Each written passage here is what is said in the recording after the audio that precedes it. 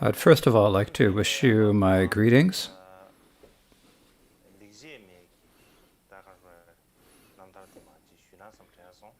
And so I thought I'd begin by speaking about the autobiographical versus the good deeds. And within that,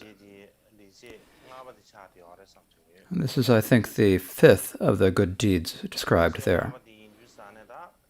So it's the fifth good deed, so this fifth good deed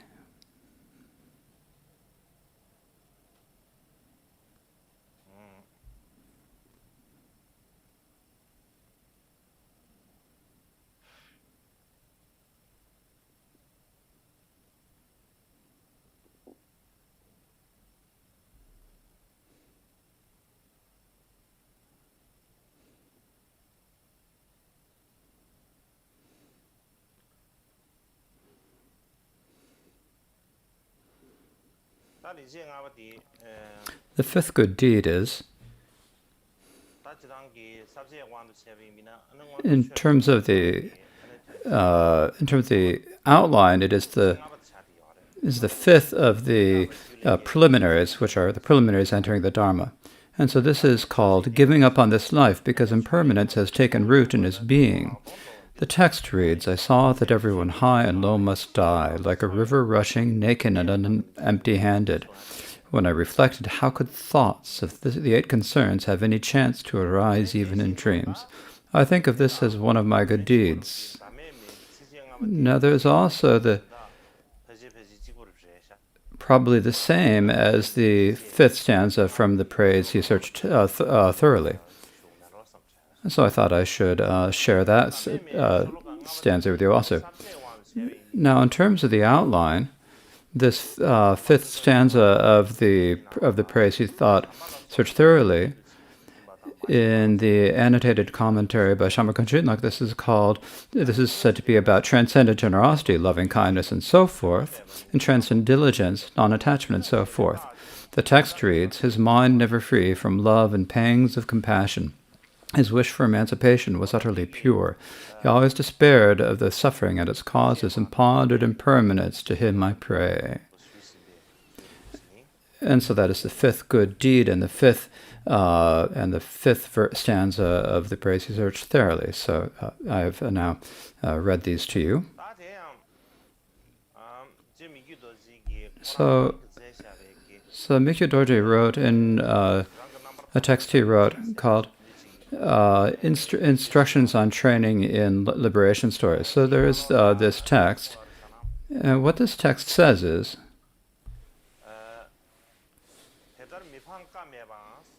so there's no way but to despair of them. So it's probably better to just say the main points rather than reading the whole thing.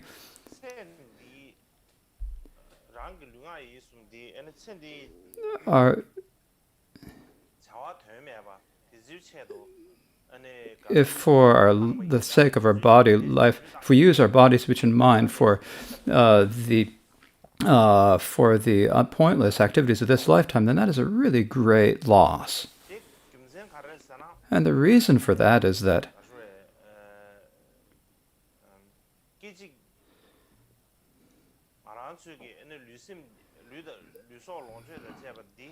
our body life and all of our possessions do not remain for even an instant.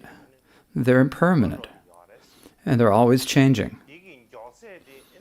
And their speed is even faster than the speed of the sun and the moon.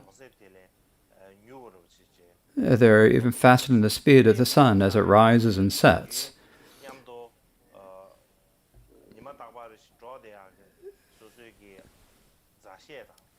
And so we have the friends we have known for a long time, who we always spend our long time. And there's all the wealth we have risked our lives to gather. There's our own places and lands, and basically,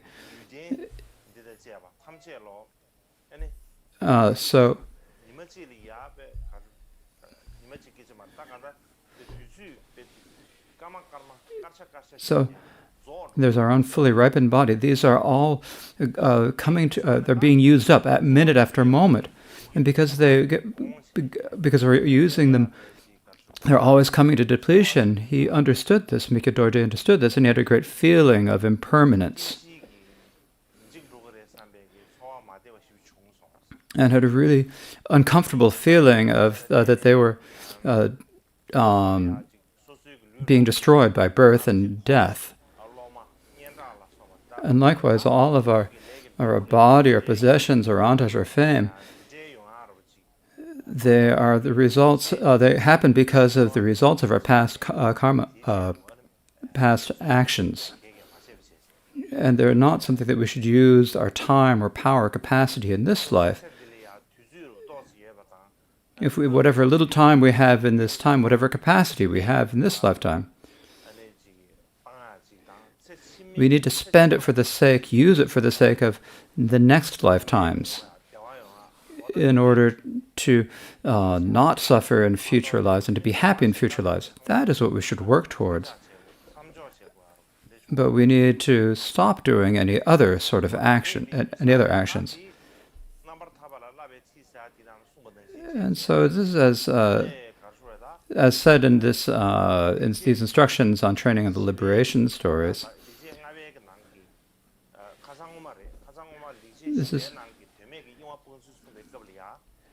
This is also said. We also said this the other day in talking about the fourth good deed about abandoning meaningless deeds.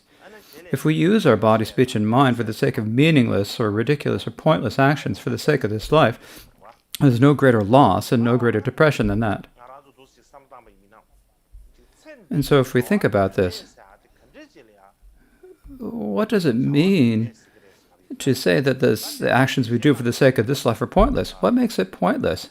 Now, we can talk about this in many different ways. For example, when we read the texts written by the great masters of the past, what it says in those texts, all the actions we do whose aim is for this life are pointless and ridiculous. And the reason why they're saying this is, we need to, if we think about the reason why they say this, is the person who says that the actions of this that we do for this life's sake are pointless, meaningless, and ridiculous, are people who believe that there are future lives. And in comparison to future lives, this life is a really short time. It's like no longer than a yawn. So cat's always young all the time, right? And so it's no longer than the duration of a cat's young, since it's no longer than that. So they understand this. And if we lose this opportunity to bring the benefit to bring benefit for their lives, then it's a great loss. But we don't think like this. When we say that all the actions of this life are meaningless, we think that the person who's saying this are the great are great lamas of the past. Now, but when we heard the talk of someone saying that the life of this life sake are meaningless, we think this is just the sake of talk of some freeloader who doesn't know how to do such work. Like someone who doesn't know how to do anything is just saying fatuous things. And that's the way it seems to us.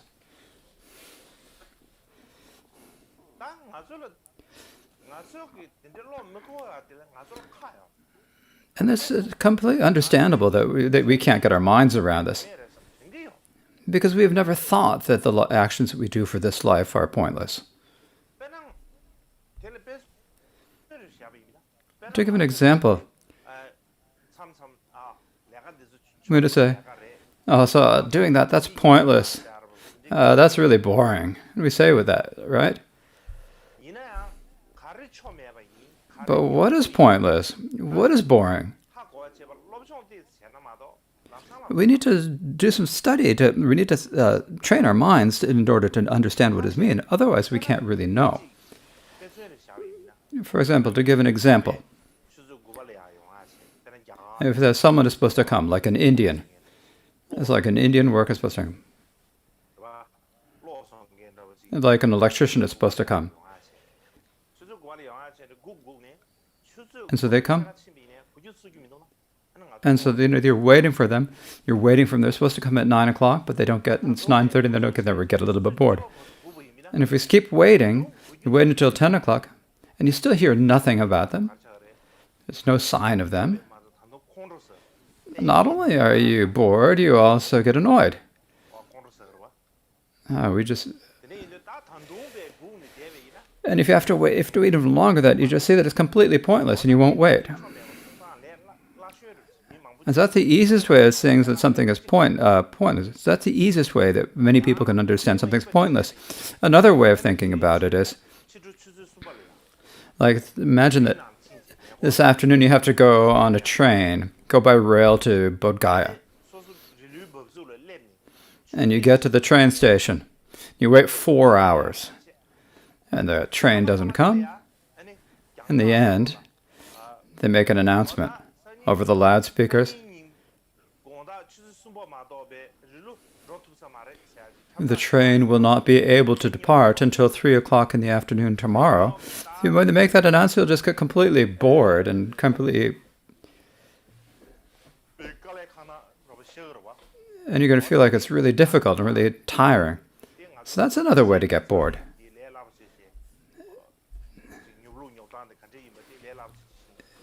And so I think everyone can understand easily how that's boring. But there are also some things, pointless things and boring things that we can think. But other ways are not so easy for us to understand. For example, like when we're doing a puja, like the monks and nuns, instead of reciting the text, they sit there having a conversation. They're like doodling, making little drawings. And then the discipline master comes by. The disciplinarian comes and says, "What are you doing?" And so you have to puja, and then they slap you.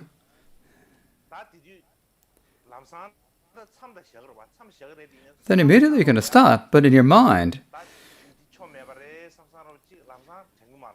you won't immediately think that it was pointless.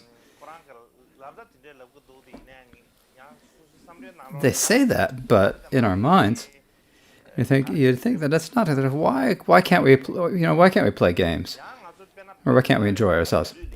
Or like when we're supposed to be studying, we're always sitting there looking at our phone, and then the teammate comes and says, "Why are you doing something so pointless? Why are you wasting time?" And then they take your phone away from you. Then you're going to get a bit angry, right? Why are they saying this is so pointless? What's pointless? It's enjoyable, isn't it? I think it's really great, really interesting. You don't think that it's pointless or it's boring. So if we compare that to how it is for the previous, if the lamas of the past were to look at what we do, they'd look at everything we do and just say it's pointless and ridiculous. And the reason that it's pointless is that for generally regular people, if there's someone who just spent the whole day lazing about, lying down and sleeping, we'd say that he's like doing something pointless.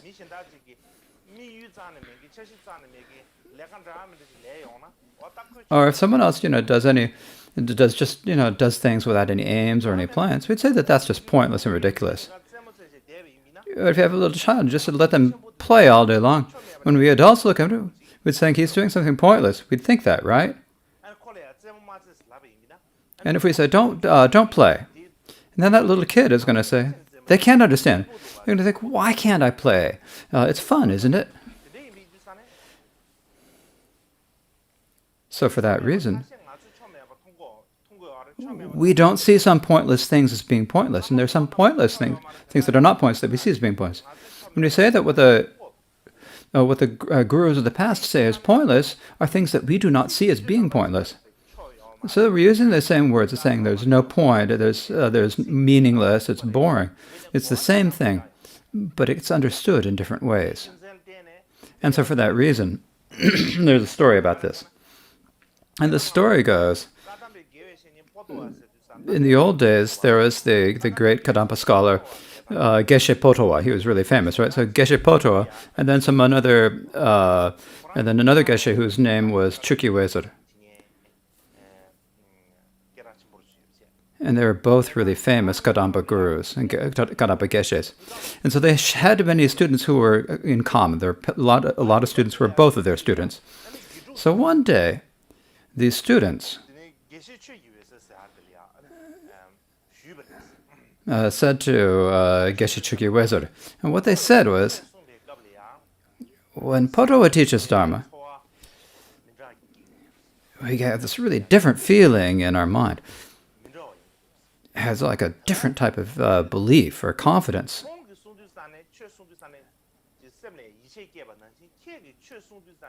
But when you teach Dharma, we don't develop as much certainty as we do when Potowa teaches. Why is that? They asked the Geshe. I said, what is that?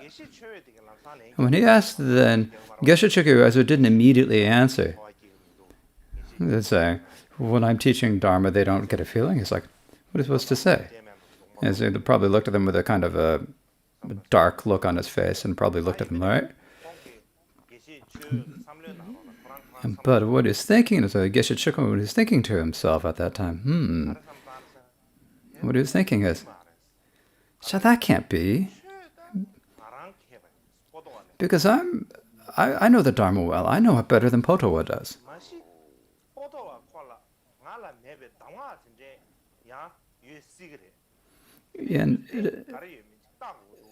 But it's possible that Potowa has some pith instruction that I don't have. And so maybe I better go. And so one day he went to listen to Potowa. So he thought, I better go listen to see what he's teaching that I'm not. And when he went to the teaching,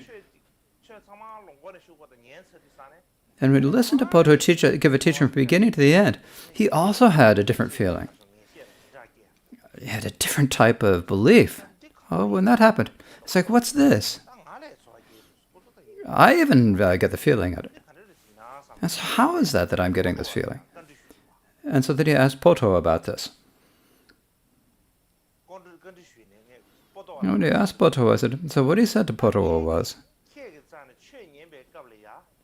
so when I listen to you teach the Dharma, you don't say anything that I don't already know. But I understand something that I hadn't understood before. So what's the reason for that? So this is what he asked. And when he asked that, then Potowa said to him, oh, what you're saying is true. How could I possibly teach anything that you don't already know? Because you know it better than I do. But when you say that there's something that you don't understand but I do, it's because the one thing is that when I teach the Dharma, I point the arrow inside. That is probably why. So what Potowa is saying is when Potowa was teaching the Dharma, he was teaching thinking, is this going to help the mind? His aim was to help the mind. For example, if we're given an arrow, so instead of shooting the arrow outside, if he's saying, I point it outside, instead he's pointing it inside. And so he's teaching, he speaks with the intention of bringing benefit to the students' minds. And so I think that's the reason why he's saying that is probably the reason why they have a different understanding. So that's what it's like that. So it's as I said before. And he says, there's no point, it's boring, there's no understanding. These are the words are the same, but they can understand them differently. We think that there's no point. And the great gurus, and what the gurus think are pointless, these are different. What the gurus of the past, if they think about it, everything we do, for them, everything we do is pointless. And the reason for that is all of the work all the things we do in this lifetime, is we do them with the aim of this lifetime. And for that reason, everything we do is pointless from their perspective. But for us, if we think about it from our perspective, when we say that everything we do for this lifetime are pointless or meaningless, then we don't believe it. There are pointless things, but we can't say that everything is pointless. And so for that reason, there's a difference there. So generally, many people,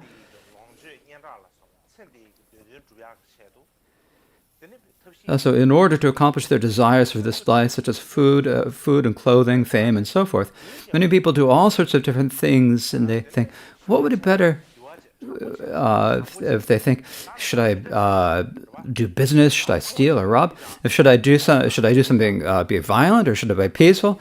Is it better to do business? Better to lend money? Better to earn interest? If you're bold, it'd be better to be like steal things or rob people. Or if you don't have any confidence, then think it'd be better to beg. They think, what can I do? And so when they see something that's just a little bit, who has a little bit more wealth, a little bit a higher position, or a little bit better position, they get a little bit jealous and see what they can do to get at them.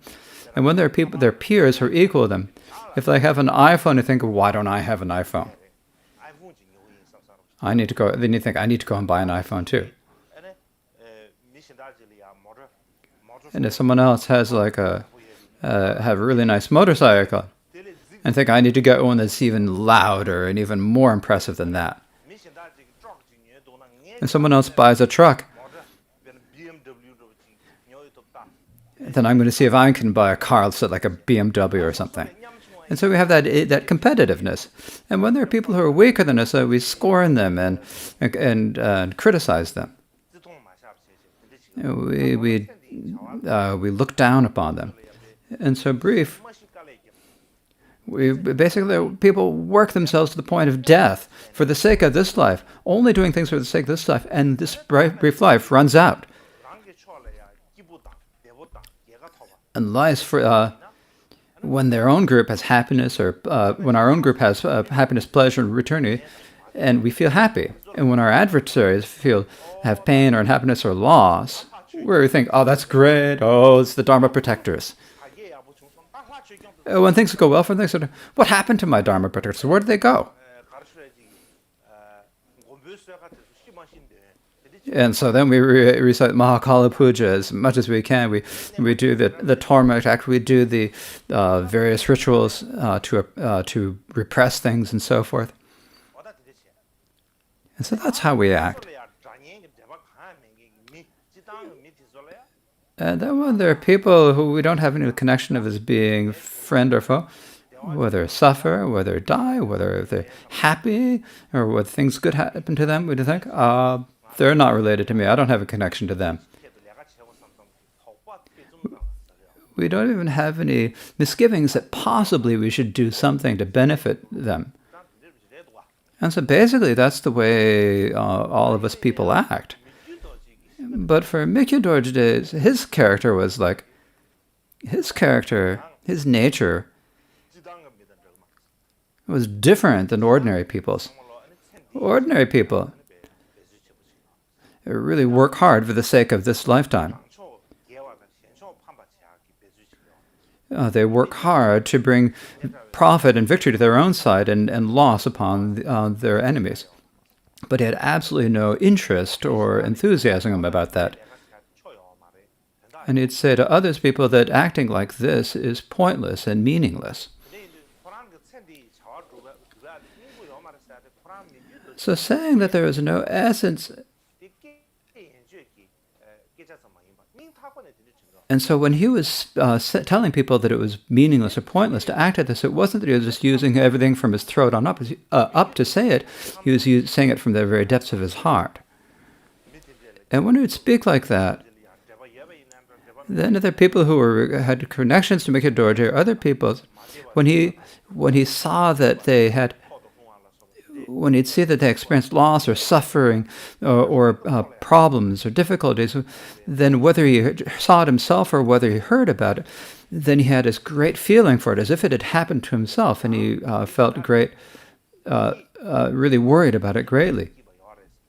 And when he's heard that people, that things are going well for people, that they're happy, that there's no harm, that they're safe, then you hear about this, he'd be really delighted about this. And likewise, when you'd hear talk about how in a monastery there are gurus or masters who are not getting along, who got into a conflict and so forth, you'd feel so worried about that, as if you'd had a huge loss in business or lost some big lawsuit. And he'd worry about it as much as that. And if I hear that there's no conflict in that monastery, and they give teachings very well, and their dharma of listening and practice is really increasing, he'd be just delighted to hear about this. This is wonderful. I'd rejoice in that. And he'd also tell a lot of people, other people about it. So in brief, Mikyo Dorje was someone who had really liked people who had good intentions, who practiced. But instead, but he didn't like people who were said to be good at doing things to make themselves great in this lifetime, to have good things happen, to try to make good things happen to them in this lifetime. And sometimes there would be people who would go and say, "Oh, today is a day off. We can go off and enjoy ourselves. We can go sing songs and dance, or do archery, or archery, or throw rocks." So these days we'd say, "Go play football, play soccer." Of course, they didn't do that at that time, but he didn't like it when people played any games, or like playing football or anything. So what he liked, so if he had any time, if someone has any time, if they recite the supplications or songs of the great Buddhas, or if they're reading the lives of the great beings of the past, that's what he really enjoyed. And sometimes so these days we sometimes read stories or watch movies about great masters. And so Mikyo Dorje, instead of that, would read songs and supplications and life stories. So that was Mikyo Dorje's nature. All the attendants around him, or all the farmers under the people around who were able to have like a longer-term perspective, who said that they could think longer, what they said to Mikyo Dorje was, all of the all the Karmapas of the past became the gurus of the Chinese emperors.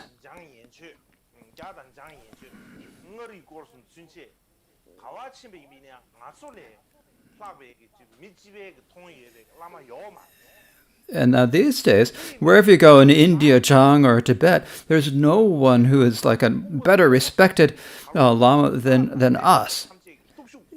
And so we should try to gather together all of the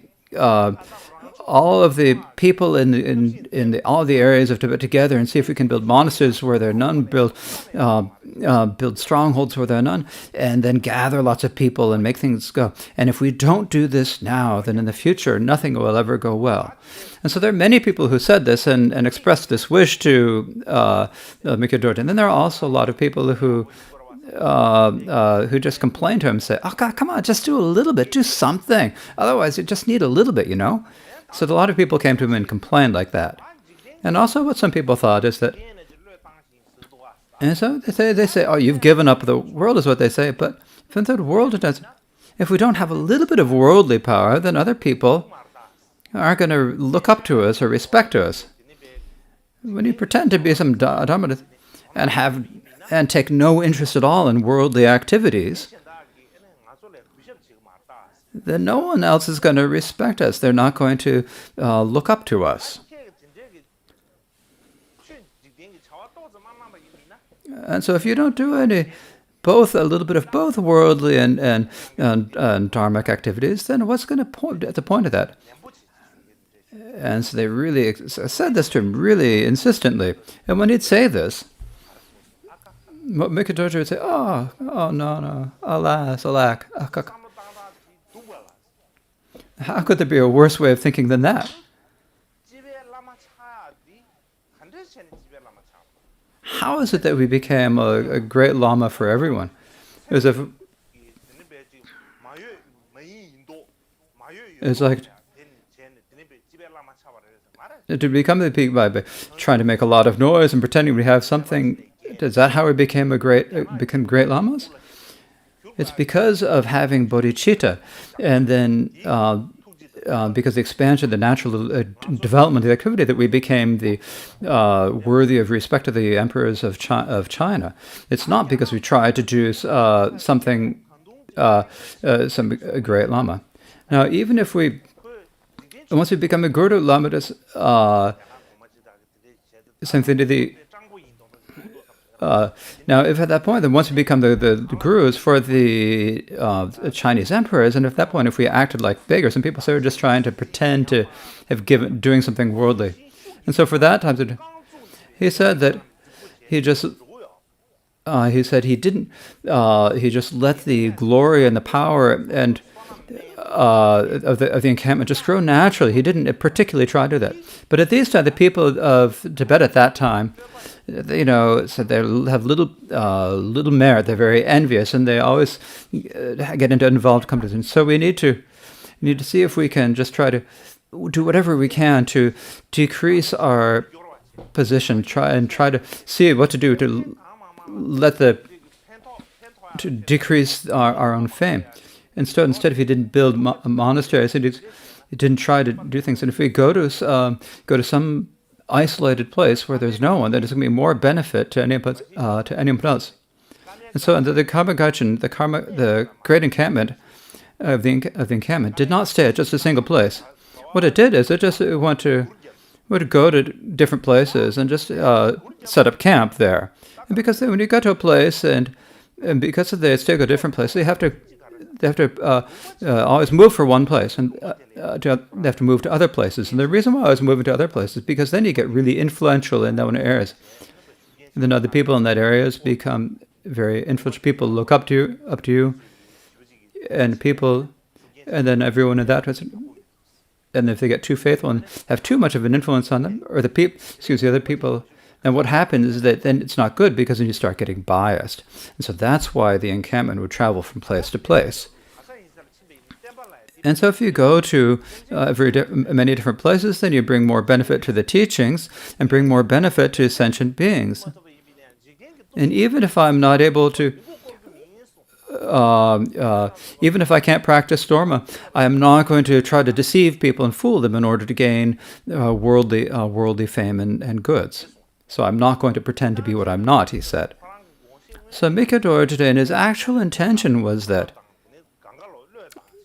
it's to give up all the monks in the encampment, leave them all behind, and go to some isolated place and say. And go to some isolated place all on his own. He even said he was going to do this several times, but when he was about to go off, he did this several times, but everyone said, you can't do this, it'll be harm to everything. If Milarepa had gone off like Milarepa and gone off someplace like Milarepa and stayed where there's an isolated place where there's no one, he had absolutely no desire. That's what he really wanted to do. He had no desire to stay in the encampment at the in the encampment. So also in Kompo, there was a monastery called the Tselagang Monastery. There was something important place called the Karmapa's Black Treasury. And this is something I'll speak about in a few days. But what to say later is that from the time of Karmapa Dusim Khenpa, all of the articles the Karmapas from Dusin Khenpa used on, and all of the offerings from the Mongol emperors and other emperors were all stored here. And so when he'd go to Mikhe Dorje, they'd open the Black Treasury in Kompo.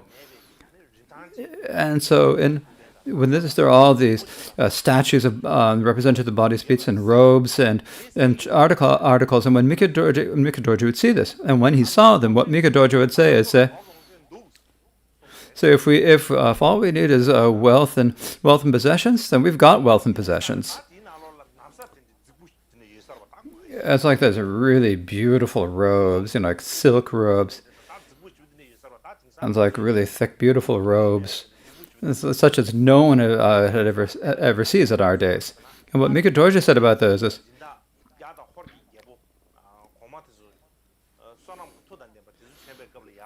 this is when there are the great powerful kings, because they're the things that came because of when there's the connection that happened because of the power with the power of the. When we establish connections with powerful people, like as the Chinese and Mongolian emperors, and it was sort of like naturally, like the connection between Drogon Chugya Pakpa and the Mongolian emperors, and when we then these things naturally came. But Tibet is a place where there's not a natural country, and so people do everything. It's like everyone is possessed by ghosts, and they're only doing unvirtuous actions, unmeritorious actions, and so for these people that these days we don't need to. We don't really need to wear finished robes. And he didn't allow them to use any of the articles that they'd used to be impressive and put on big impressive displays in the time of the previous Kabbalahs, previous Karmapas. And he didn't use anything but one namjot, or outer monastic robe of Mongolian Sikh, and one staff made of cane. But he didn't use anything else out of the Black Treasury. So that was one thing. Then also when Minka Dorje went to Kongpo, what happened when he went to Kongpo? So Kongpo was, the region of Kongpo was probably all basically an area where people had, at the time of, it was basically a place where it's dominated by the Karma Kagyu. And at that time, to the time of the seventh Karma, but Chodajasu, he instated what they called the strict Dharmic discipline, strict Dharma rules. And so when Mika Dorje came, then everyone said he should do as the predecessor had done and make this strict Dharma discipline. And so Mika said that the previous Karmapa had such great understanding of Dharma and politics, and he had, and his the attendants also understood the both Dharmic and political traditions. But these days, that was a good time. But these days, we don't have people like that. I don't have anyone who can help me do such courageous, and everyone has changed. It's a bad area, and in such a time like this, and if we do something like that, then even if the few students we have who want to practice Dharma, it'll waste them as well. So I'm not able to do that, and so we just leave them. So then he went to the area of Horons. This is the area of Ngachuk, present day of Ngachuk, and so the leader of Ngachuk was called Horod Tarbabum. So there's actually everyone in that area was Mongolian.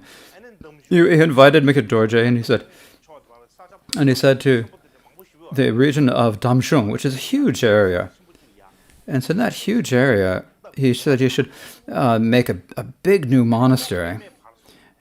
And then everyone in all the areas from the Mongolians, all the northern nomads could be gathered, and they could all be made monks. And then because of their nature, the Mongolians will naturally support all these monks. And to be able to have like 10,000 monks. And then in the future, this could become like the main place for the encampment to stay, so that you can please have this happen. And Mika Dorje said, that wouldn't work out. That won't work out. And he didn't accept. And as I said the other day, the king of Zhang also wanted him the Mika Dorje to stay in the area of Zhang, and that he would support him and give him offerings, and that they could do both political and Dharma activity. But Mika Dorje did not even did not accept. And Mika Dorje said at that time, if I wanted to make just a shashada to study the sutras only, I could go to the region of Nabgan and get 5,000 pure monks, and I could make them all into the Karmapas monks. I could do that. But I think there's no point to it, and I didn't do it.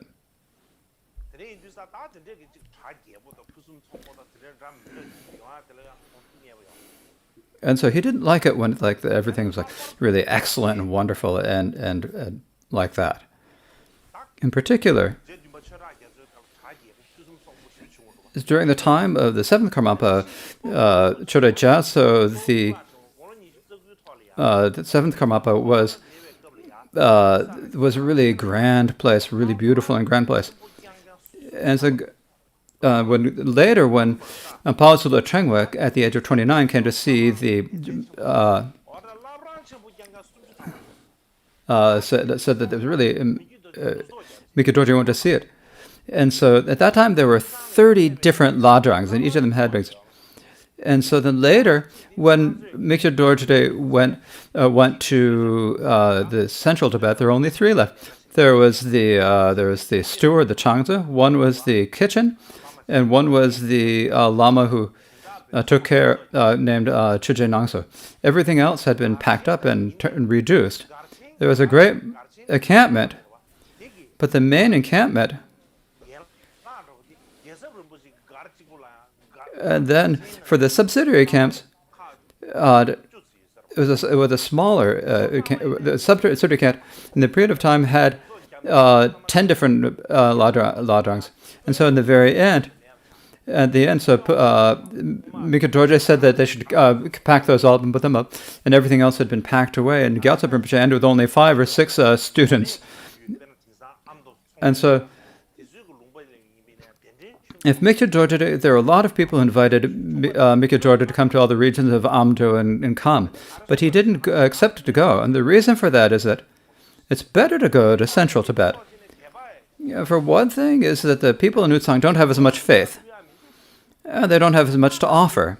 And at the very least,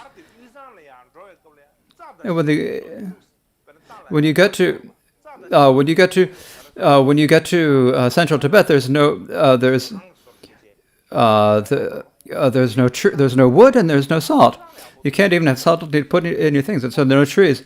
And so it's better to go to central Tibet because there's less less contaminated food, less food contaminated misdeeds. And so it's better to go to central Tibet.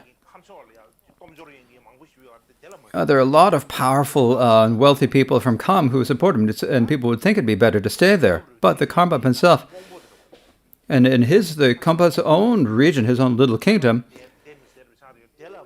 and so this is a place where the Karmapa could stay. He could stay there, but he didn't. He went to central Tibet, and he said, "This is good. People don't have a lot of faith. They don't have a lot of resources, so it's good," he said. And so that's where he stayed. Yeah, when he stayed there, is this some of the attendants couldn't put up with that. They say we aren't even getting good food. So when they said to Mikyo Dorje, they wouldn't stay. And they went off to the region of Kham. And Mikyo Dorje said, "It's okay." And he'd give them as many things as they want and send them off. So Mikyo Dorje himself, while he was alive, there were a lot of people who made offerings, but he didn't really keep them. He didn't hoard anything, and he just gave it over to them. And so for that reason, he didn't have much to. There wasn't too much to eat or drink in the encampment. And so people were always complaining. There were no people, and so there are no some people. We don't know how to accumulate things. So we aren't getting we aren't getting enough to eat. We aren't getting enough to drink. And so they would protest about this. And Mikyo Dorje himself, what he said was,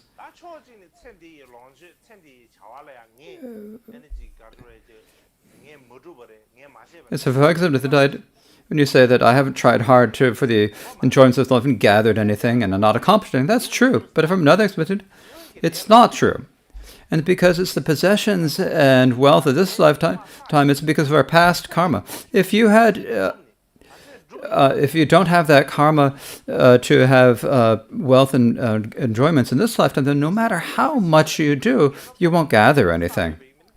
If you want to, and if you focus on on the next lifetime and do virtue, then you'll have plenty in this lifetime as well. And so he said, he would not use his body, speech, and mind for the sake of this life at all. And so it is all pointless. And so for that reason, that's Mikyo Dorje's his character. If we look at it from one perspective, you could probably say that Mikyo Dorje just didn't know how to do things. During the time of Karmapa Chuddhajatsa, the great encampment was really impressive. And was really extremely influential at the time of it was really influential dharmically and politically. But during the time of Mikyo Dorje, it was all lost, it all scattered. He didn't pay any attention to Dharma and to the political things, or to the medicine. He just let it all go. would be okay to say this, but if you think about it in terms of the Dharma, the way he was thinking about it is actually the way it's described in the Dharma. So if you think about it in terms of the Dharma, you think, I think it's okay. So Mikkyadodor himself said, I'm going to do as taught in the Dharmas, and if it's good or it's bad, no matter what, I'm going to do it. That's how I'm going to do it. And so it's clear that that's the kind of person that he was. So next we will have a bit of a break, and then come back and get together and teach the sixth good deed. And so I'm going to teach as much as I can about these fifth and sixth good deeds.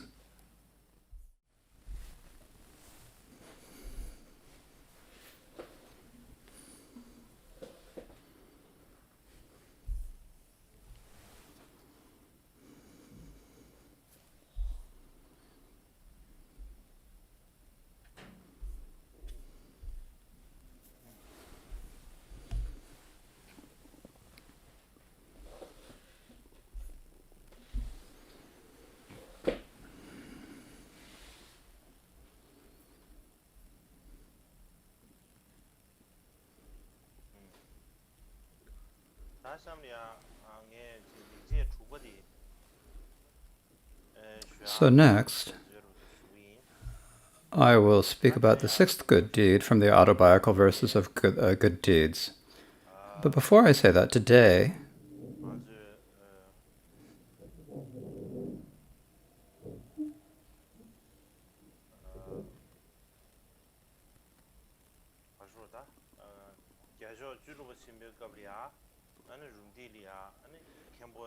during the time of the 16th Karma, the Kempos at Rumtek Monastery, and then after, when I arrived in India, I also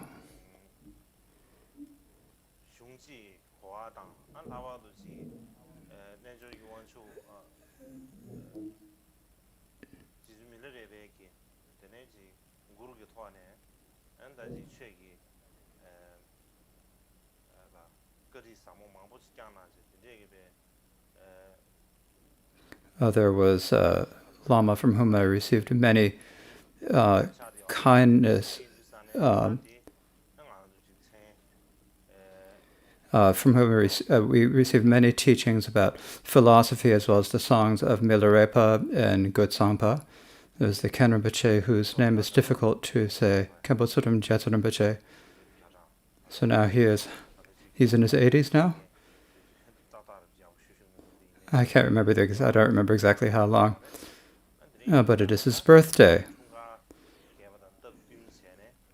And so I'd like to take this opportunity of his birthday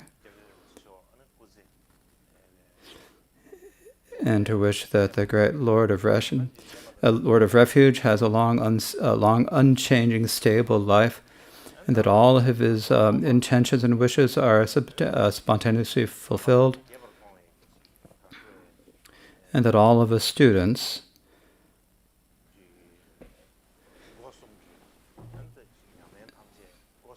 may be able to, through all of our students, that all of our activities of body, speech, and mind may be dharmic activities that please this great Guru. So this is my prayer. And so please all of you say, may the glorious lamas live long, may all throughout space be happy, and may everyone be brought to the state of Buddhahood.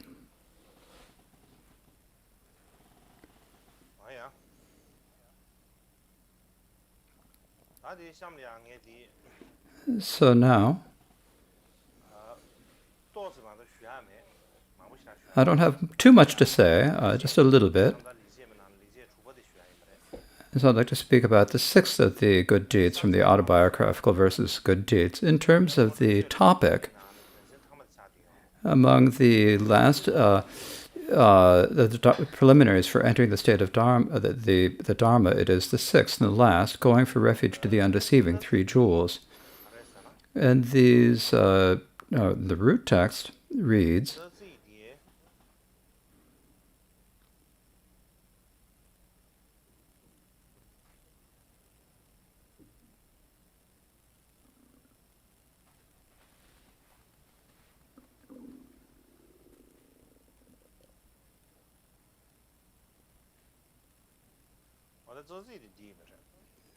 These are this is the verse. And it reads, beside the true protector, the three jewels, no other refuge gave me confidence. The jewels know all joys and woes. I had not a whit of any dependence or hope in anyone else. I think of this as one of my good deeds. So here, Mikyo Dorje said in his instructions on training and liberation stories,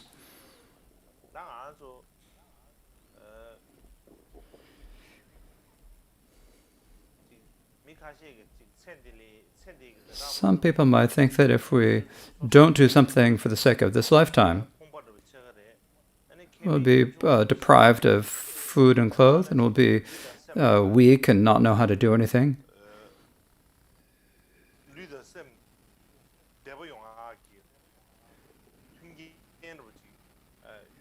And we will lack what we need in order to keep our body and mind healthy. However, in the actual way, the actual meaning, the way Mikyo Dorje saw it, is that instead of acting for the sake of this lifetime, if we work for the sake of future lifetimes, not only will we have less suffering in this lifetime, we will also have good things and abundance in this life. And the reason for this is that all of the benefit and help that comes from, all the benefit we have comes from protecting others from suffering. If we do only unvirtuous things for the sake of this lifetime to bring some pleasure for others, then the more pleasure we get for ourselves, the greater harm we will inflict upon others. It will create more suffering for other sentient beings. And when the results of that karma come back to you, in this lifetime, you as well, you will experience great suffering visibly. But sometimes we don't know this. We don't see this.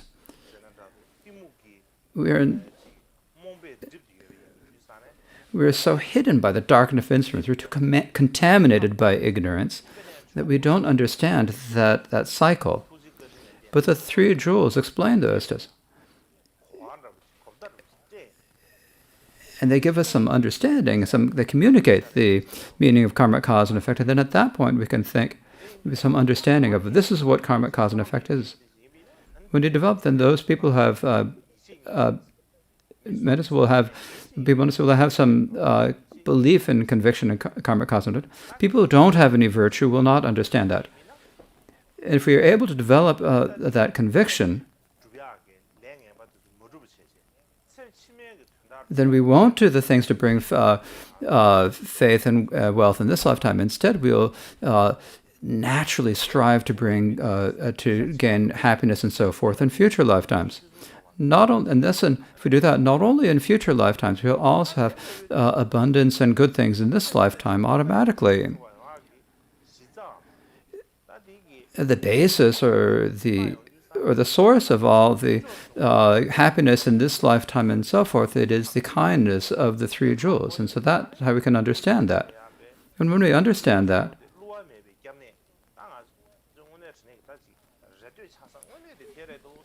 we can see that the untrue, undeceiving refuge, the actual source of our happiness in lifetime is the three jewels. We'll feel the great conviction in this, and once we understand this, then we won't have any thought of even trying to take any refuge in any other source of refuge. And if we have that strong conviction of knowing the reasons why the three jewels are undeceiving, then the worries about, then even if some sort of natural disaster or harm from enemies or from a severe illness happens to us, then we'll think that we'll only try to avert them. We'll only use the methods taught in the scriptures of the Buddha. We don't have any thought that we will have to do something else or take some other action or course of action to avert those actions.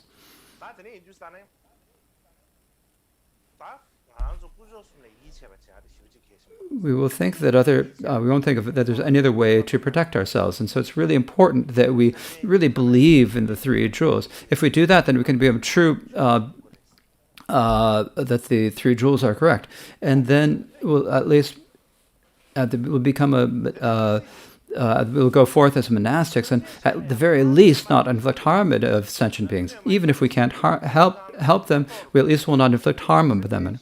And if there's something else than anyone else, if we are able to do that, then other people will not harm us. Instead, they'll bring things to benefit us. And so in this way, there will be like this mutual relation of one benefiting the other and not harming it, of each not harming the other and instead helping each other.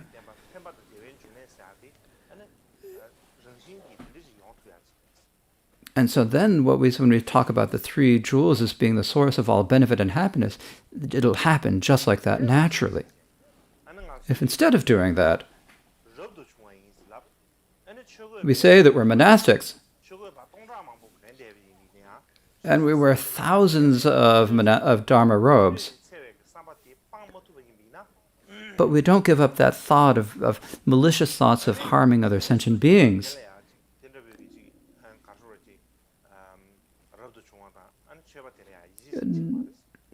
No other sentient being would believe that monastic or Dharma practitioner.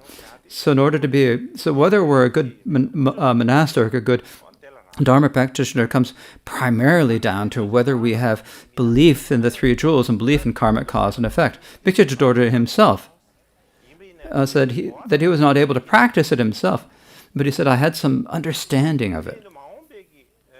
And so in the future, if you followers in the future, even though you might have karma inflictions that might be so strong, and you might not be able to actually put this into practice, it's still really important for you to gain an understanding in this. And so I think this is a really important point.